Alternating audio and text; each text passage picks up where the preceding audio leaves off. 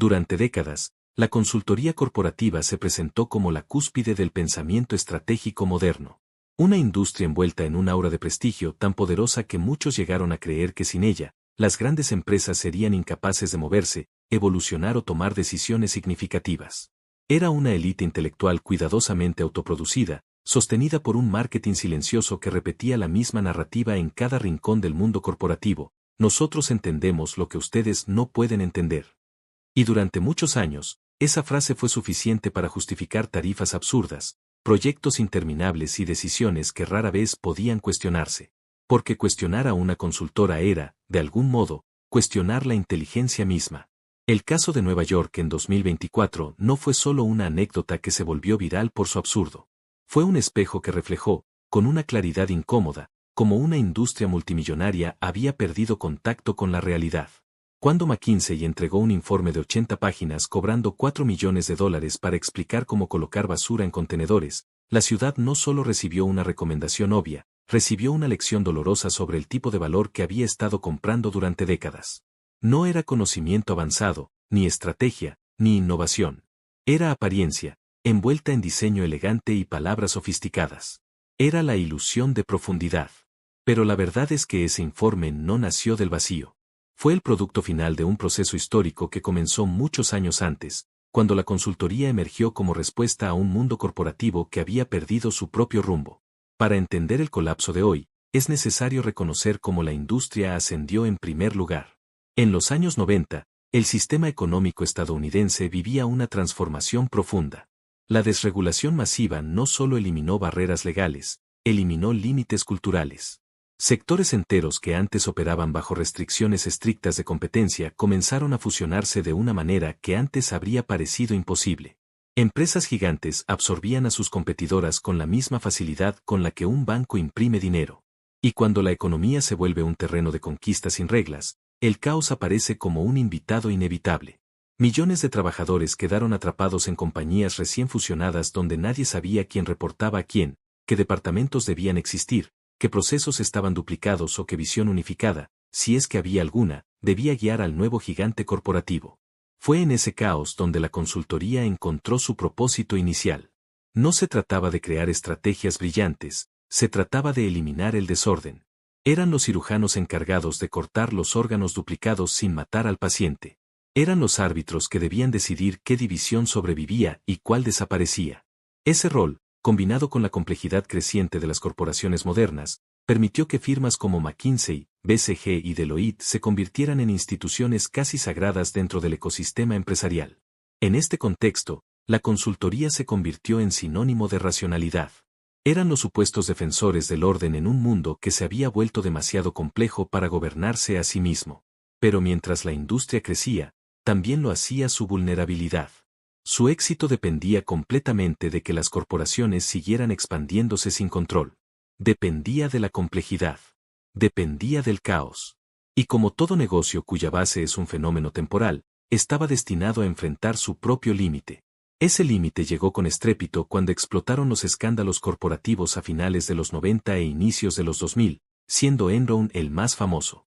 El colapso de Enron reveló que la desregulación extrema no solo había permitido fusiones, había permitido corrupción. Había permitido ocultamiento de pérdidas, manipulación contable y estructuras tan frágiles que un soplo podía derribarlas. Cuando el gobierno intervino para restaurar controles y frenar el desorden, el ciclo de fusiones se detuvo de manera abrupta. Y con él, la principal fuente de ingresos de la consultoría corporativa. En cuestión de 2 años, el sector perdió casi 2/3 de su valor. Lo que para cualquier otra industria hubiera significado un colapso total, para la consultoría representó un desafío creativo. Y las consultoras respondieron con una jugada maestra: cambiar de cliente.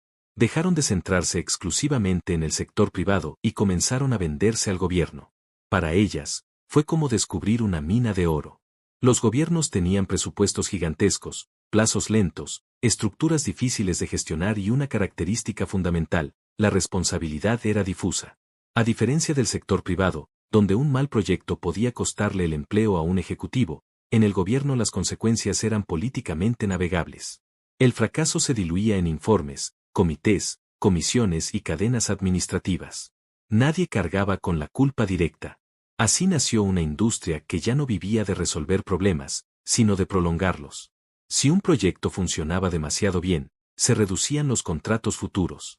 Si fallaba, se justificaban nuevas fases, extensiones, evaluaciones adicionales y más estudios. El error se convirtió en combustible. El retraso, en estrategia. Y el costo excesivo, en una norma aceptable. El caso del sistema SSS de la Fuerza Aérea, más de $1.000 millones invertidos durante casi una década para producir absolutamente nada, es uno de los ejemplos más evidentes. Pero es solo uno. Existen decenas, quizás cientos, de proyectos de gobiernos alrededor del mundo que se hundieron bajo el peso de su propia complejidad inventada, mientras consultores continuaban cobrando tarifas cada vez más altas. Con el tiempo, esta dinámica pervirtió por completo el rol original de la consultoría. El lenguaje corporativo inflado, casi poético, comenzó a reemplazar soluciones reales. Los informes se llenaron de expresiones vacías como capacidades sinérgicas, optimización estratégica holística y modelos operativos integrados. Todo esto no para comunicar, sino para impresionar. El valor dejó de medirse en resultados y comenzó a medirse en páginas, gráficos, tipografías y la reputación de la firma contratada. El prestigio, no la eficacia, se convirtió en el producto real.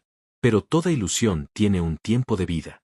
Y aquello que sostiene un negocio basado en apariencia siempre tendrá un enemigo mortal, la transparencia. Cuando la inteligencia artificial comenzó a introducirse en el mundo corporativo, lo hizo como un arma de doble filo. Al principio, la industria de la consultoría vio en ella una nueva oportunidad para vender transformación digital, integración de sistemas inteligentes y estrategias de automatización avanzada. Pero lo que no calcularon fue que la IA, además de ser una herramienta para automatizar procesos, era también una herramienta para exponer ineficiencias. Análisis que requerían semanas ahora podían realizarse en horas. Estimaciones que antes dependían del trabajo de docenas de consultores podían generarse con precisión usando modelos estadísticos automatizados. La IA eliminó el misterio. Mostró que gran parte de lo que las consultoras vendían como pensamiento estratégico era, en realidad, trabajo repetitivo, genérico y automatizable. Esto creó un choque interno devastador. Las mismas herramientas que las consultoras promovían como el futuro comenzaron a destruir su pasado.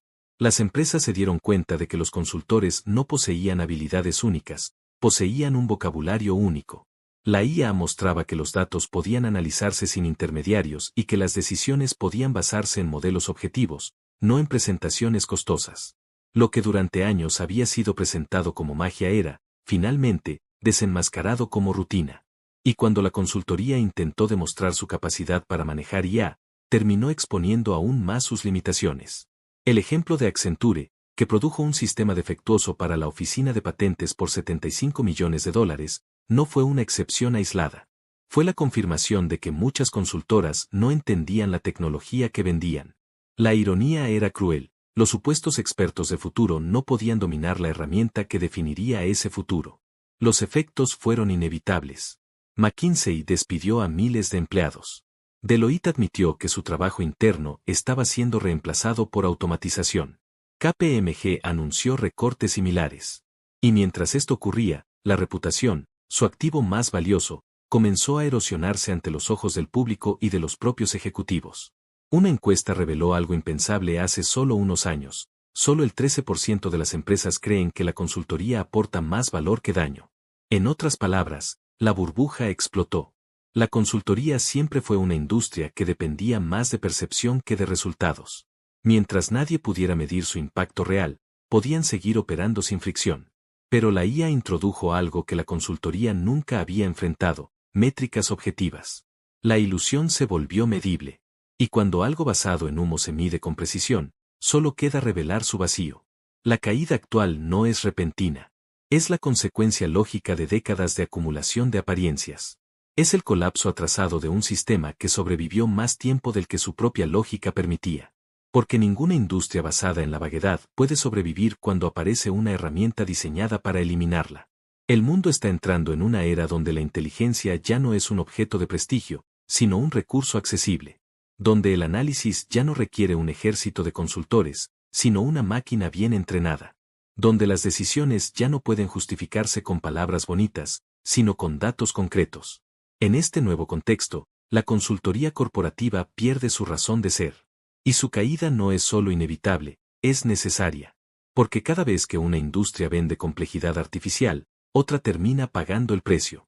Y ahora, por primera vez, el mundo puede ver con claridad que la consultoría no fue la respuesta durante tanto tiempo. Fue simplemente la apariencia de una respuesta. Si este análisis te hizo ver el mundo de una manera diferente, te invito a seguir Juego Invisible, dejar tu like y comentar qué parte te impactó más. Tu participación ayuda a que este proyecto continúe revelando lo que otros prefieren mantener oculto. Nos vemos en el próximo video.